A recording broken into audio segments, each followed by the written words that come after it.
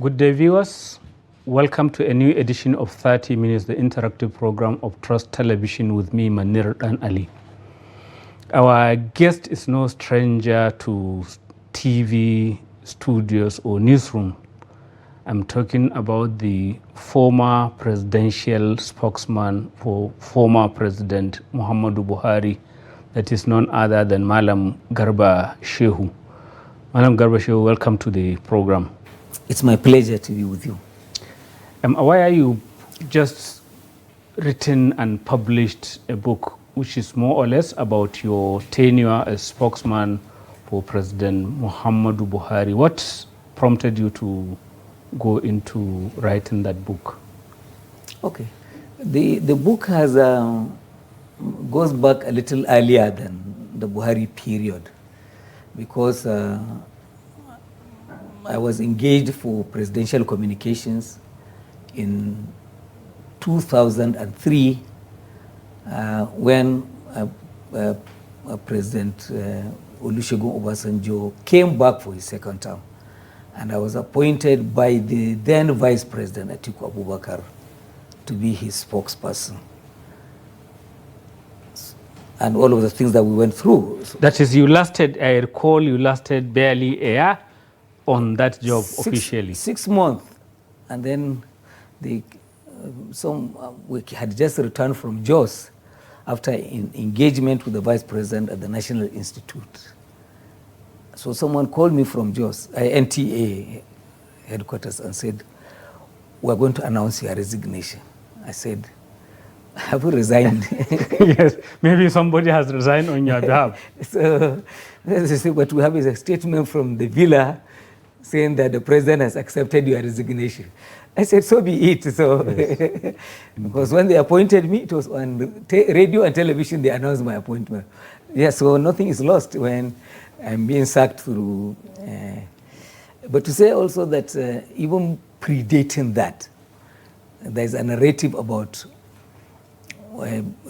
one's journalistic journey. Yeah, I want us to even begin possibly from there. I don't know what you see yourself now. Do you consider yourself a journalist, a PR man, a spin doctor, or what? Or is it all the three combined together? You know, I think that the current trends now in public communication, they say is multimedia communication. So the idea now is one person must have all of the communication skills and capabilities built into that person. So you must be able to carry camera. In any case, your handheld phone is sufficient to cover news. And in your own case, you started out in television. Yes. At the NTA. So you must know how to write your story. You must know how to edit. As a matter of fact, if you are reporting for television or radio, the station should be able to pick you direct from wherever you are.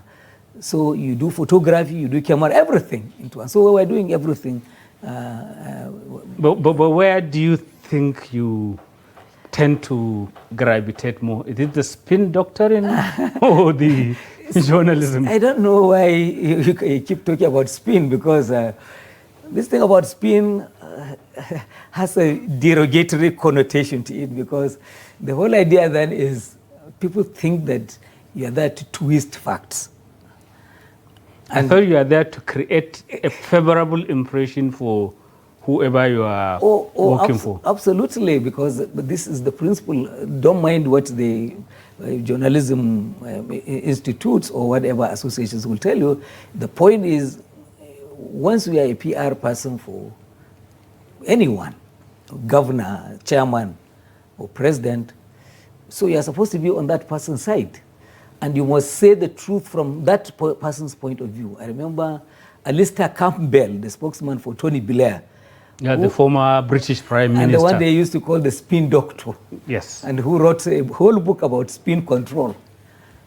And he said, I remember at a conference that I saw him, he said, when I was with the BBC, because he was a veteran, yes. When I was with the BBC, the truth was my boss. When I moved to 10 Downing Street, Tony Blair was my boss. So the truth doesn't matter anymore. Well, is what Tony Blair says. The ground reality is you must never side with public opinion against your boss. This is the truth. Even when the public opinion is right. That's the point. That's the practice. I'm not saying it is right or wrong or morally correct. But the truth of the operationality, of ground reality of PR work is never you side with the public opinion against your boss. If you don't think you would stand with him wherever he is, then get out of the kitchen. That's it. So does that suggest a divorce between PR and real journalism? Because what tends to happen nowadays, you see that even editors are informal PR men of politicians and big businesses. Unfortunately, yes. And there used to be a very, a clear divided line. We read in the books, not that we saw it in reality, that, in those early days, even advert department, they used to build a wall separating advert and newsroom so that the two don't mix. But yes, as news today is advertorial and all of that thing, so they flow into one another, and the certainly matters of professionalism then they are detracted from. Yes. Does that give some advantage to the PR person? Because knowing the intricacies, it means you can achieve your aim if you press the right buttons. Well, I'm not here to talk about tricks, how they do this thing. But my assumption is that irrespective of whatever the situation is, the assets of a PR person, the value of that person will be in how many media people can he reach at any time. And in your own case, how was it? Was that an advantage that in your book you are mentioning that, and people were actually, some editors, reporters were testifying that you are approachable, you are reachable, you are not like many of the PR people who become incommunicado. Yeah, did that help you? Oh, of course. These assets are things you build over time. When I started the journalism, I was engaging in NUJ politics. At some point, I didn't win an election, but the crisis in Kano Council of NUJ was such that they invited me to come and be state council chairman for over a year as an interim chairman. Right. And from there, one moved to the Guild of Editors, and then you became even the president. Yeah, one office after the other until you assumed the presidency of the Guild of Editors. So in all of these things, you were collecting. You are building goodwill along the way. With people and knowing people. And let me also add the fact that while I was in the Triumph newspaper in Kano, the university, Bayero University Department of Arts, gave me an opening to go and teach journalism. And I must say that, and pro bono, because I wasn't, just for public good, yes. I wasn't being paid. You were learning, you were impacting lives of people who eventually graduated and became journalists. And by the time you were into PR, and you were going around for support, maybe from one media house to the other, I assure you that that thing about the teacher being rewarded on earth, not in heaven. I've seen that with myself. So you've gotten a lot of the rewards here. The moment you enter a newspaper house, before you begin to see who do I see, who do I talk to, from nowhere somebody would emerge and say, but you taught me in BUK. You say, oh, is that so? And the service and support they will offer to you is such that no amount of influence, no amount of money will fetch you, that kind of support. So all of these things came together and they were beneficial. And yes, we had known how painful it was. You run the newsroom and you know that if you couldn't reach spokespeople, that's the hardest thing. In any case, if we were doing a 36-page paper or whatever, it must come full. There shouldn't be any page that is fully white or front page no story, and you apologize, say, well, no, couldn't reach the spokesman. They will fire you. So the paper must be filled. So it's common sense that spokespeople should talk to news people, because it's a win-win situation for everyone. The radio or TV will go on air at a given time, and they must have enough stories to cover the period of time allocated. So they need news sources. So even if you don't give your organization's perspective, that story will still get out there. Exactly. They will still carry the story. And in fact, they will talk to somebody who doesn't like you. Or who doesn't even know the issues. And then they will go and say, and then you begin to and the thing about damage in this business is because it is costlier and harder to correct a bad story than to generate a good one for yourself.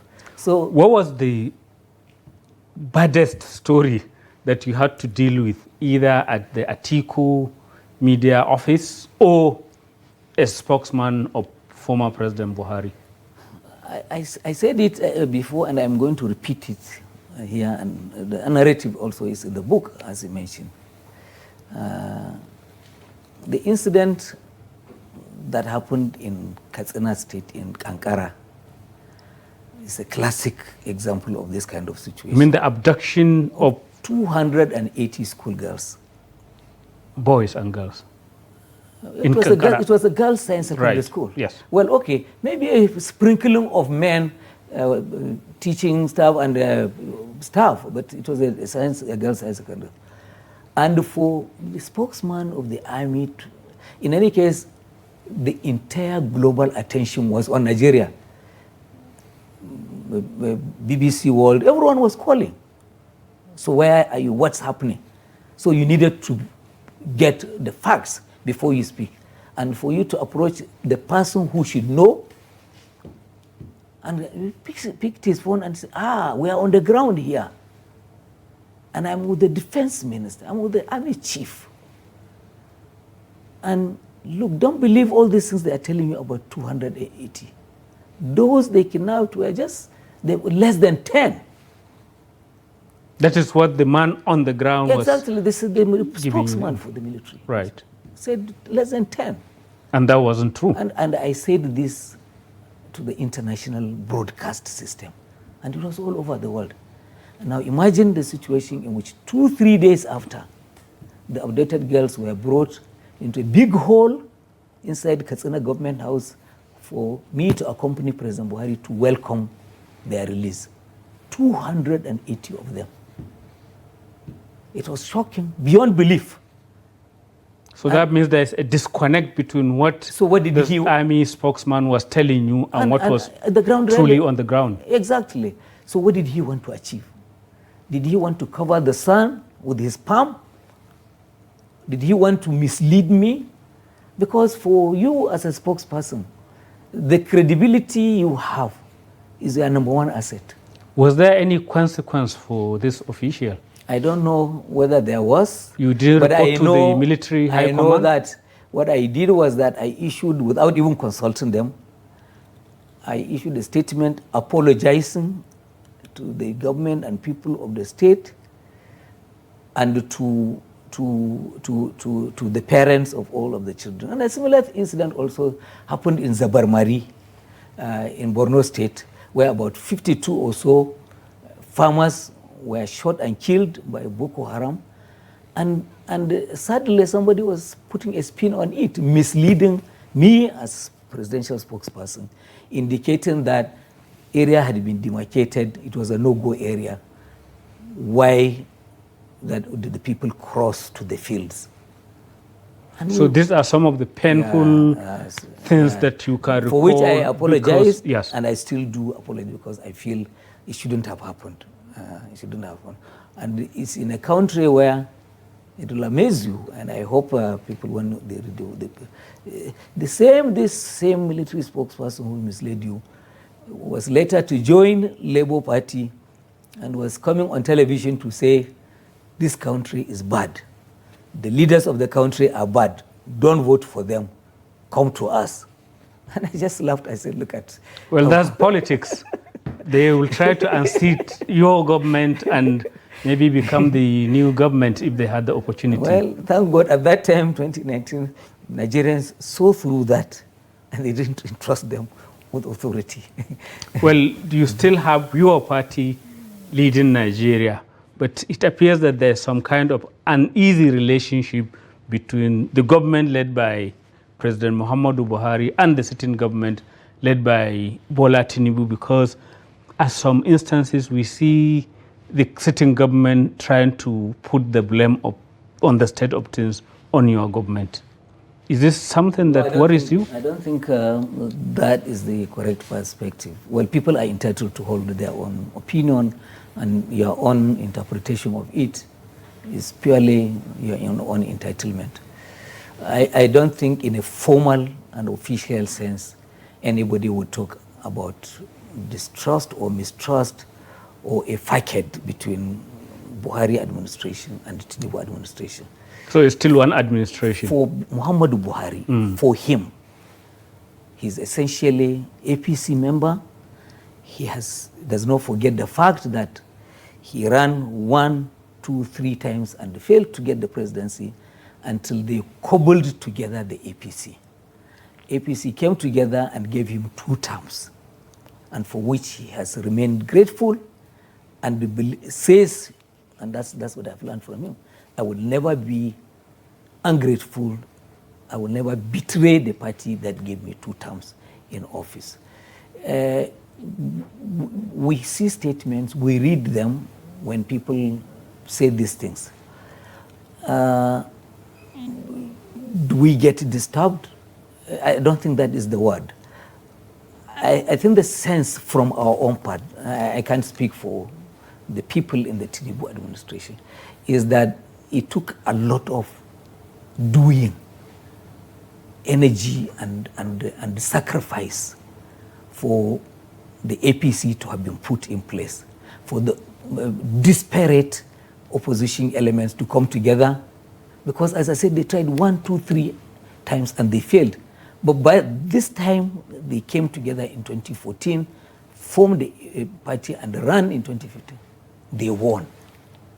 Which means, in effect, that the people who were around, who saw how much sweat it took to build this coalition, I think they are not likely to be the ones who are trying to fracture it.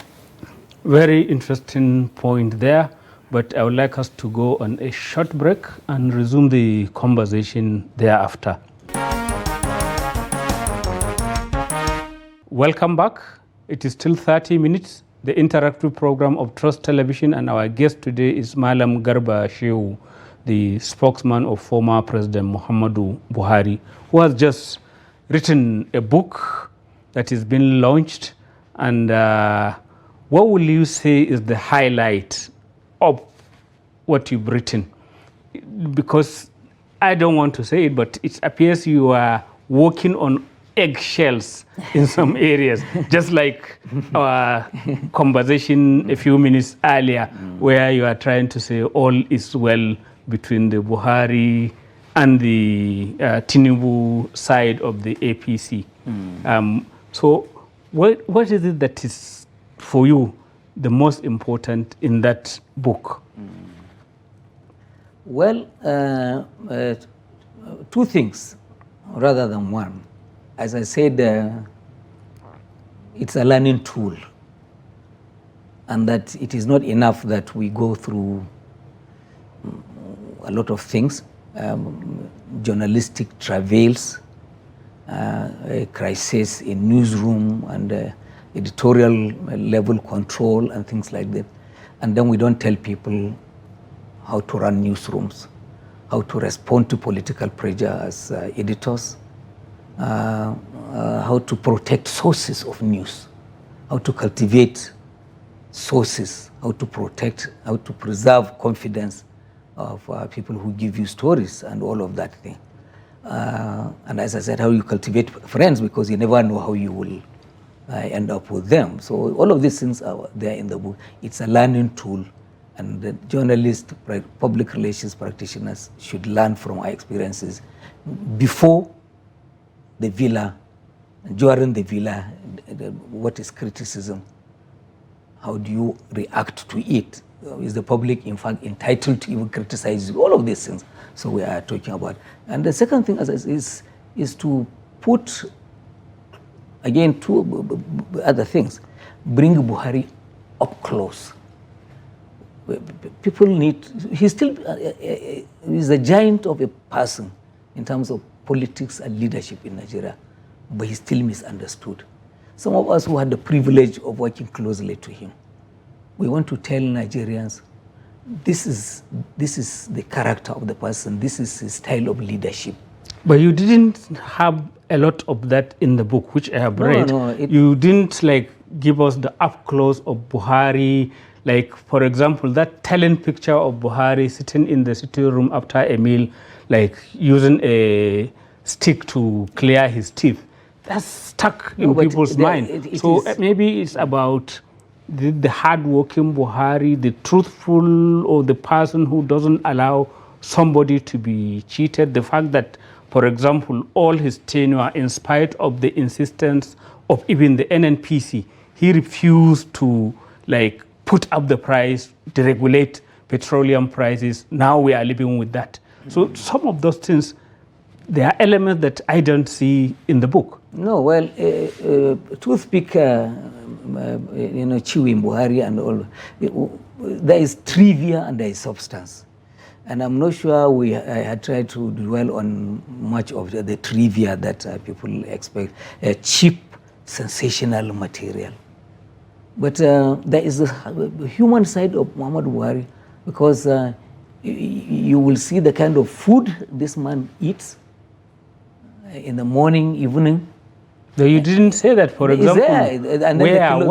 What meal, what is his favorite morning dish? No, but it's indicated, we have said these are the things he eat, the kind of food that if they tell you that they eat that kind of food in the presidential villa, Nigerians will quarrel with you. They will say you are not telling the truth. But I know that even under Obasanjo, there was akamu and kosai. That's bean cake and pap. Yeah, that's it. But that is not all. Because as I said, and I'm not going to reveal all of the contents of the book here. Well, I don't want you to do that because you want it to sell. People have to buy my book. But see where they brought him a bill for his feeding. And he threw it away. He said, look, check what do I eat? Is this the kind of money that you people want for my food? So we are talking about, things that he does. What does he wear? He coming for an interview to sit down with you. What does he speak? When? How? And all of that. So what about that's the family man? We don't see or hear about him playing with his grandchildren, some of his quiet moments. I know you talk about his love of newspapers. To this day, even as ex-president, he still wants the papers, lots of them. He goes through them. He is almost a news junkie and all of that. He follows things. You find that when you go to your briefing, he tends to know more of the current affairs than yourself who want to brief him. Yes. So those kind of snippets. Well, we had said maybe there is so much that you can put in a 260-page book. It is not a tell-all book. Before me, Femi had written a book. And perhaps I have repeated one or two of his narratives, but most of the things I said probably were not in his book. Let other people also come and build on it. We were not the only ones who were around President Buhari. But yes, I make the admission, it could not have been a book that said everything. When you are mentioning it like a teachable thing, that's for students and what have you, and also for public relations practitioner, you didn't mention how do you survive in such vicinity of power as just a PR person, and then you have all these cabals and people trying to get advantage. How do you survive that? Is it by just keeping your head low, or how was it for you? Well, I did say somewhere in the book that those 8 years, and to borrow the words you used a while ago, I was working on eggs. And I didn't hide the fact that not for Buhari, but for some elements there, they still saw you as an Atiku man, because having come from the Atiku campaign into the Buhari campaign, and then he trusting you with his media and all of that. For some, that mistrust was there. You could walk into some conversations, and then you are greeted with silence, and you then know you are not wanted. So the Atiku baggage were there with you? Oh, I don't deny it. It was there with some people, but as I said, and as I said, I don't want to say too much of what is there, but there was an incident. I know someone who had just left. I had just left the president's office, and he entered. And the thing I heard was that he said, "This one who just left, he said, Atiku," and the president didn't just say, "Okay, fire him." So that's how we survived. So there was a kind of an easy tension all through. Well, I wouldn't say it was an easy tension, because I think that I took it in my stride. I took it in my stride in the belief that not everyone will be that trusting, but the important thing is your employer, your boss, does he have that confidence in you? Does he trust you? And the Buhari, for a leader, he probably will never, even when you make mistakes, he would find a way to lead you into correction rather than engaging in a public rebuke.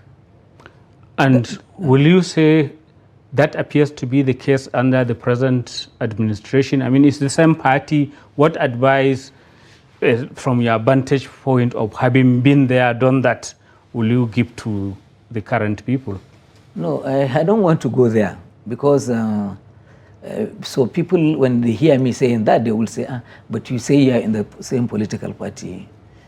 Why don't you go into the room with them and talk to them? And the truth is who isn't my friend there, whether it's Bayo Onanuga or Minister of Information, Mohammed Idris or Sandi Dari, Tunde Rahman, all of them, we had our past together, and we still have our present together.